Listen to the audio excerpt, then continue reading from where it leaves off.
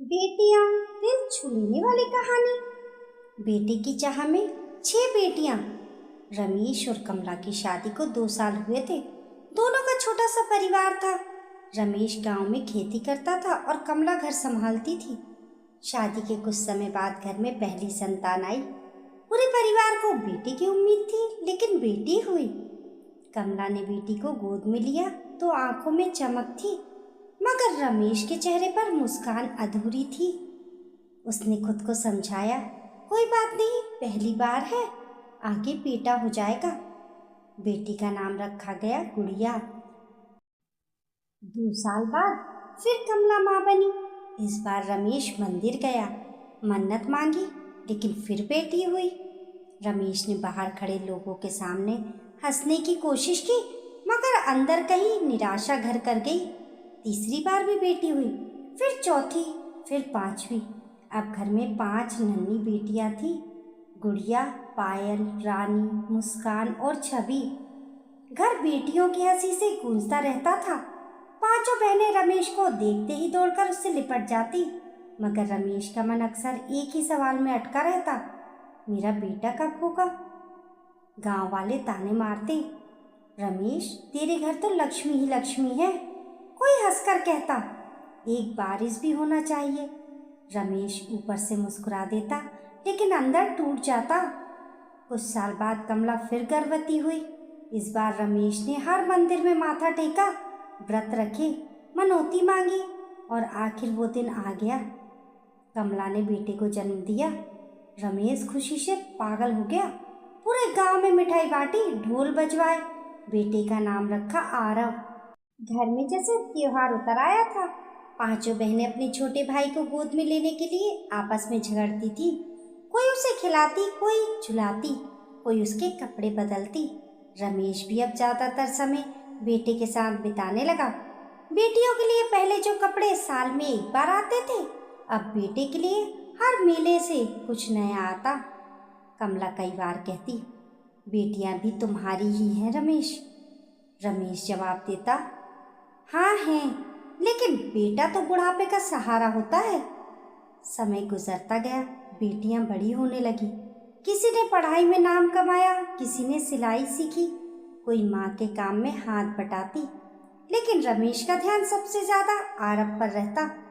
गांव के सबसे अच्छे स्कूल में दाखिला कराया, नई साइकिल दिलाई, फिर 12वीं पास करते ही शहर के कॉलेज भेज दिया। पांचों बहनें भाई पर जान छिड़कती थी। गुड़िया कहती, पापा हमारा भाई बहुत बड़ा आदमी बनेगा। रमेश गर्व से मुस्कुरा देता। एक दिन आरव छुट्टियों में घर आया, दोस्तों के साथ शहर घूमने की जिद करने लगा। कमला बोली, मत जा बेटा, शाम होने वाली है, मगर आरव नहीं माना। रमेश ने खुद बाइक की चाबी उसके हाथ में रख दी। जाओ बेटा, संभाल कर जाना। आरव हंसते हुए निकल गया। शाम ढल गई, फिर रात हो गई। कमला बार बार दरवाजे की तरफ देखती रही। तभी गांव का एक लड़का हाँफता हुआ आया। चाचा, आरव की बाइक का एक्सीडेंट हो गया। रमेश के पैरों तले जमीन खिसक गई। अस्पताल पहुंचे। आरव स्ट्रेचर पर शांत पड़ा था। डॉक्टर ने धीरे से कहा, हमें अफसोस है। बस इतना सुनना था कि कमला चीख मारकर वहीं गिर पड़ी। रमेश पत्थर बन गया। जिस बेटे के लिए उसने बरसों इंतजार किया था, जिसके लिए सपने सजाए थे, वो एक पल में उससे दूर चला गया। घर लौटकर पहली बार उसे सब कुछ सूना लगा। आरव का कमरा, उसकी किताबें, बाइक की चाबी, सब कुछ आंखों में चुभ रहा था। रात को रमेश आंगन में बैठा रो रहा था। तभी पांचों बेटियां उसके पास आकर बैठ गईं। गुड़िया ने उसके कांपते हाथ पकड़ लिए, पायल उसके कंधे से लग गई, रानी ने सिर सहलाया, मुस्कान और छवि माँ को संभाल रही थी। उस पल रमेश के अंदर कुछ टूटकर बिखर गया। उसे याद आने लगा, जब गुड़िया पहली बार स्कूल में अव्वल आई थी, उसने बस सिर हिलाया था। जब पायल को बुखार में रात भर नींद नहीं आई थी, माँ अकेली जागी थी। जब रानी ने नई किताब मांगी थी उसने कहा था अभी ज़रूरत नहीं। जब मुस्कान ने कहा था पापा मेरे स्कूल भी आ जाओ, वो नहीं गया। जब छवि गिरकर रोई थी उसने बेटे को गोद में उठा लिया था। आज वही 5 बेटियां उसके आंसू पोंछ रही थी। रमेश फूट पड़ा, मुझे माफ़ कर दो बेटियों, मैं समझ ही नहीं पाया कि मेरा असली सहारा कौन है। 5 बेटियां भी रोने लगी। गुड़िया बोली पापा हम हमेशा आपके साथ हैं। उस दिन के बाद रमेश बदल गया। अब वो बेटियों को बोझ नहीं अपना गर्व समझने लगा। गुड़िया को आगे पढ़ाया, वो टीचर बनी। पायल ने नर्सिंग की और अस्पताल में नौकरी लग गई। रानी ने अपना सिलाई सेंटर खोल लिया। मुस्कान बैंक में नौकरी करने लगी। छवि सबसे छोटी थी, वो पढ़ाई में बहुत तेज थी। धीरे धीरे घर फिर से मुस्कुराने लगा।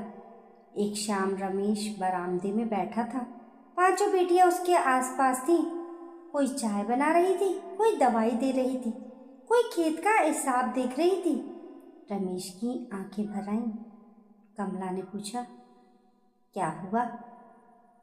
रमेश मुस्कुराया और बोला मैं कितना अंधा था कमला, मैं बेटों को सहारा समझता रहा, लेकिन भगवान ने तो पहले ही मेरे घर 5 मजबूत सहारे भेज दिए थे। कमला की आंखों से भी आंसू निकल आए। रमेश ने आसमान की तरफ देखा, मन ही मन बोला बेटा तो किस्मत से मिला था, लेकिन बेटियां भगवान का आशीर्वाद थी जिन्हें मैं पहचान नहीं पाया। उस दिन से गांव में जब भी कोई बेटी होने पर दुख जताता, रमेश सिर्फ एक बात कहता, बेटियां घर की रौनक ही नहीं, माँ बाप की सबसे बड़ी ताकत होती है। बेटा किस्मत से मिलता है, मगर बेटियां भगवान भरोसा करके देता है। दोस्तों, आपकी इस कहानी के बारे में क्या राय है? हमें कमेंट करके ज़रूर बताएं। कहानी पसंद आने पर लाइक और शेयर करें। ऐसी ही अच्छी अच्छी कहानियों के लिए चैनल को सब्सक्राइब करना ना भूलें। मिलते हैं फिर एक नई कहानी के साथ, तब तक के लिए नमस्कार।